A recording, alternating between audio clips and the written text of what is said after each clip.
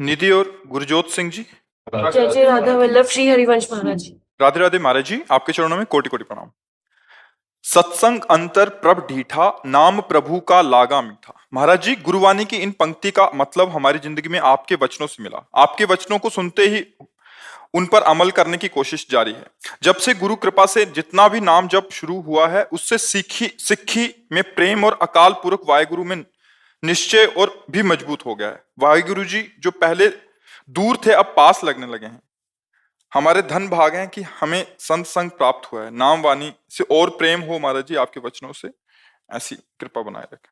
जितना हम नाम को नीचे उतारते जाएंगे, अभी जैसे वाणी पे है वैखरी, फिर मध्यमा गले से, पश्यंती हृदय से, फिर परावाणी से नाम चलता। परावाणी से जब नाम चलता है तो अकाल पुरुष को प्राप्त हो जाता है। जो परमेश्वर है, जो ओंकार है, जिसे वाहेगुरु कहते हैं, वो उसको प्राप्त हो जाता है, मतलब उसका अनुभव हो जाता है। और जब अनुभव हो जाता है तो जो बाहर है वही भीतर है, जो भीतर है वही बाहर है। अनुभवी पुरुष के लिए भेद नहीं होता कि वो आंख मूंदे तो उसे उसका अनुभव हो, आंख खोले तो नहीं। गुरु नानक साहब जी ने कहा है कि जो भीतर वही बाहर। ये नाम के प्रताप से, गुरुमुख नाम के प्रताप से उपासक भीतर और बाहर एक ही परम तत्व का अनुभव करता है। जो निरंजन है, निर्विकार है, वो खुद का स्वरूप अनुभव कर लेता है। और जहां अनुभव हुआ तो बाहर जो चराचर जगत में स्त्री पुरुष जड़ चैतन्य ऊंच नीच दिखाई दे रहा था, वो मायाकृत था, वो खत्म हो गया। वो जिधर देखता है तो घट घट में उसे वही जो रमा है, उसे राम कहो, कृष्ण कहो, हरि कहो, वाहेगुरु कहो, वो एक ही तत्व है। अलग अलग भक्तों ने अपने प्यार में उन्हें पुकारा है। तो जिस भाव से जो पुकारता है, हमारे प्रभु का स्वभाव ऐसा है। ये यथा माम प्रपद्यन्ते तास तथैव भजाम्यहम्। यदि आप उनको साकार मान करके तो आपको साकार दर्शन देंगे, निराकार मान करके तो निराकार अनुभव कराएंगे, सर्वव्यापी तो सर्वव्यापी, हृदय विहारी तो हृदय विहारी। जैसे भाव से प्रभु को भजे, प्रभु वैसा ही अनुभव करा देते हैं। गुरु रूप से भजे गुरु रूप से, पुत्र रूप से भजे वो पुत्र रूप से, पिता रूप से भजे पिता रूप से, स्वामी रूप से भजे स्वामी रूप से, और सेवक रूप से भजे तो सेवक रूप से। हमारे भगवान का ऐसा, परमेश्वर का ऐसा प्रभाव है कि जैसे जैसे संतों ने भजा वैसे वैसे प्रभु ने अनुभव कराया। तो हम कोशिश करें कि जिह्वा से नाम निरंतर, फिर वो हमारे गले से चले, जिसे उपांशु कहते हैं, जिसे मध्यमा वाणी कहते हैं। फिर पश्यंती, पश्यंती में जप किया नहीं जाता, वो देख रहा है, हृदय में हो रहा है। और परावाणी में तो फिर स्फुरित होता है, रोम रोम रग रग सब नाममय हो जाता है। उसकी त्वचा में, उसके रोम रोम में नाम का प्रभाव जागृत हो जाता है। ऐसे महापुरुष का दर्शन, स्पर्श, संभाषण वो निश्चित भगवान में उसकी रति प्रदान कर देता है, नाम में रति प्रदान कर देता है। बस इसके लिए हम ये सावधान रहें कि हमें चाहे जितना गुस्सा दिलाया जाए, हम अपने भजन का प्रयोग किसी का अमंगल करने में ना कर दें। प्रयोग का ऐसे होता है, या आपने हमारा अपमान किया, बहुत गाली दी, बहुत कष्ट दिया कि हम सह नहीं पा रहे, और अंदर से मनाया कि तुम्हारा नाश होना चाहिए, दंड होना। तो आपके पास नाम चल रहा है, जितना नाम चल रहा है उसके प्रभाव से उसकी हानि शुरू हो जाएगी। पर उसकी हानि जो होगी उससे ज्यादा हमारी हानि हो गई कि हमारा जो भजन उस महामहिम प्रभु को प्राप्त करने के लिए था, वो ऐसे प्रयोग हो गया। दूसरा, कोई प्रियजन है, आप उसे बहुत दुखी देख रहे हैं, तो आप प्रार्थना कर दीजिए, अपने भजन का प्रयोग नहीं। उसे वरदान कहते हैं, ना किसी को वरदान, ना किसी को शाप। हम अपने भजन का प्रभाव सर्व मंगल के लिए करते हैं। सब रूपों में मेरा प्रभु विराजमान है, उसी को प्रदान करते हैं। शरीर का सुख दुख ये सब प्राणी को भोगना पड़ता है, क्योंकि उसने कर्म किए। तो ये शरीर भी भोगे और अन्य शरीर भी भोगे। हमारा परम मंगल है भाव कि आपकी चित्त वृत्ति बदले और परमात्मा में लगे। यही भजन का हमारे फल है।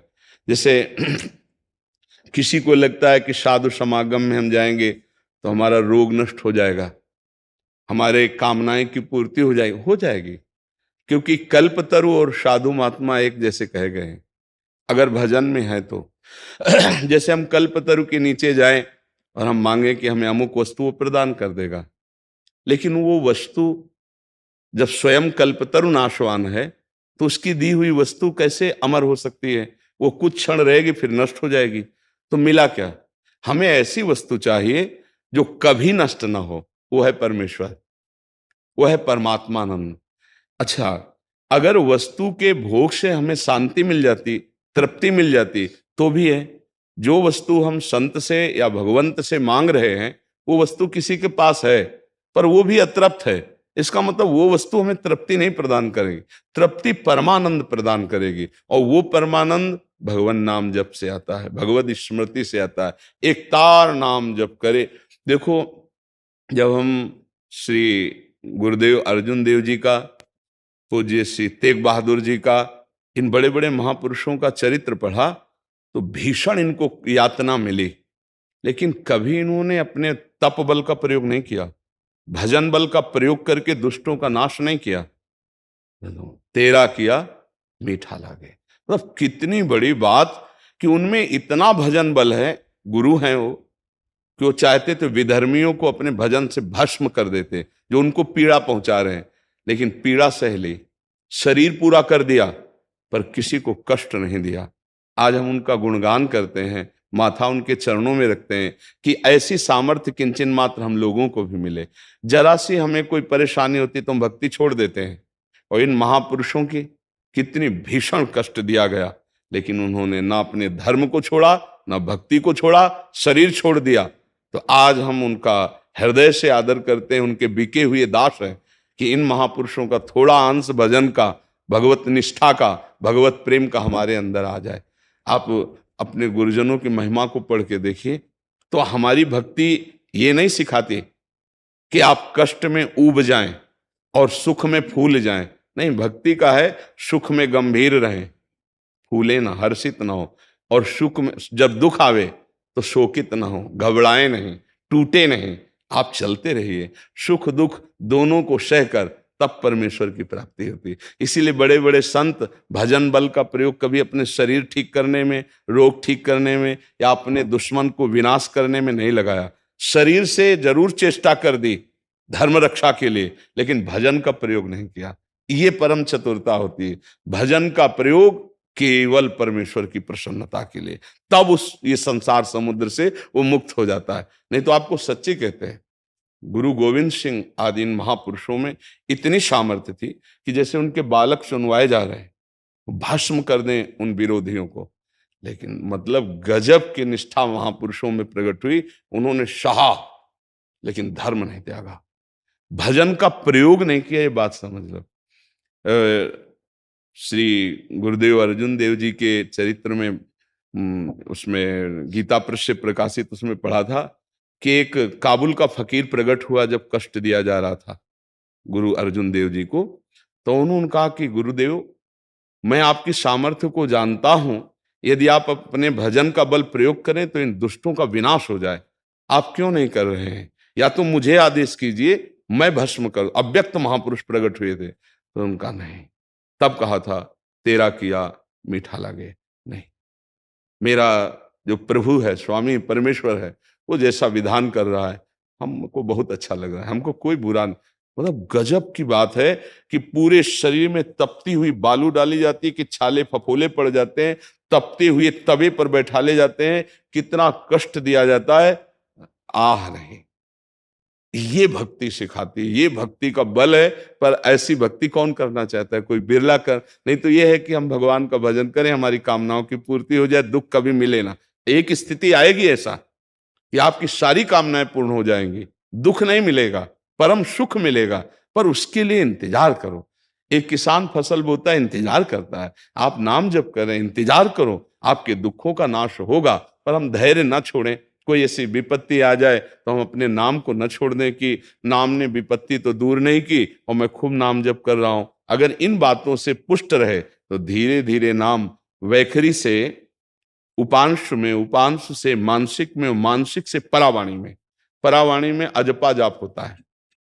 वो जपता नहीं है, स्वाभाविक निकलता रहता है। और जब स्वाभाविक स्थिति आ जाती तब वो महागुरु हो जाता है, तब वो परम परमेश्वर को प्राप्त कर लेता है। तब इस शरीर में रहते हुए भी उस शरीर से परे होता है, शरीर का कोई राग नहीं रहता है। पर इतनी स्थिति पहुंचने तक धैर्य पूर्वक चलता रहे। बड़े कृपा पात्र हो वाहेगुरु के कि आप नाम में लग गए, नहीं तो हम सुनते जरूर हैं लेकिन उसको अपने जीवन में नहीं उतारते। जो जीवन में उतारते हैं उनका जीवन सफल हो गया। देखो मृत्यु तो आनी है, किस दिन आनी किस क्षण आनी पता नहीं, पर कमा के जाओ ना, गंवा के क्यों जाओ। अपनी श्वासें विषयों में गंवा रहे, एक बार भी भगवान नाम नहीं ले रहे तो जीवन को आपने खो दिया। और नाम जपते हुए कष्ट सहते हुए चल रहे तो आप महाधनी हो जाओगे। अंतिम फाइनल देखा जाता है। आप साल भर क्या पढ़ाई की, परीक्षा का वो जो पेपर है उसको हल करोगे तब पता चलेगा आपको। ऐसे ही परीक्षा का पेपर आता है, कभी भारी प्रलोभन आ जाता है भूल जाओ भगवान को, कभी भारी विपत्ति आ जाती है कि अब छोड़ दो। दोनों में जो टिका रहता है, ना तो सुख सुविधा में और ना दुख दुविधा में, वो विचलित नहीं हुआ चलता रहता है अपने मार्ग में, वही महापुरुष होता है। देखो सुख सुविधा मनोरंजन है, मन को जब हम प्रभु में लगाते हैं तो भागने की कोशिश करता है। तो माया सुंदर वाटिका भेज देती है भोगों की, लो भोगो काहे को जल रहे हो। अगर उपासक चतुर नहीं हुआ तो समझता है हमें भजन का फल मिला है, हम इसका भोग करें, बस फंस गया। विपत्ति आई, ऊब गया, दुखी हो गया, भगवान से विमुख हो गया। माया की यही चाल होती है, ना दुख दुविधा में हमें भ्रमित होना है और ना सुख सुविधा में, तो वो उस अकाल पुरुष को प्राप्त हो जाता है। खूब नाम जप करो भैया, बड़ा हृदय प्रसन्न होता है जब कोई ये कहता है मैं नाम जप कर रहा हूँ और भगवान की आज्ञा में चल रहा हूँ, गुरुवाणी की आज्ञा में चल रहा हूँ, तो लगता है जीवन निहाल हो गया। नहीं, वही काम क्रोध लोभ मोह मद मत्सर पर फतेह प्राप्त करता है। फतेह माने तो विजय प्राप्त करता है, जो वाहे गुरु के आश्रित होकर उनका नाम जप करता है। नहीं, जिसे वो वाहे गुरु का खालसा और वाहे गुरु जी की फतेह, ये काम क्रोध लोभ मोह मद मत्सर की फतेह विजय गुरुदेव ही प्रदान करते हैं। वो जो नाम देते हैं उसमें सारी सामर्थ्य है। पर ऐसा माया को भुलावा है कि सब सुनते हैं पर नाम जप में रुचि नहीं होती। यहां ये सुना, इसके बाद माया और कुछ सुनाएगी, भ्रमित हो जाएगा। चाहिए कि हम कानों में वही बात सुने जिससे हमारी निष्ठा पुष्ट हो। नहीं तो प्रायः ऐसे भी सत्संग और प्रवचन होते हैं जो संसारिकता में फंसाने वाले होते हैं। यद्यपि सत्संग होता है संसार से मुक्त करने वाला, पर हमें बहुत संभाल के सुनना है कि हमारे कानों में कहीं दोष वाली बातें ना आ जाएं, ऐसा संसार का महत्व ना जाग जाए, कहीं भोगों का महत्व न जग जाए। हमें केवल परमेश्वर का महत्व रहे। अपने कानों को भी बचाना है, अपने नेत्रों को बचाना है, अपनी हर इंद्रिय को पवित्र करना है, तभी परमेश्वर में रति होती है।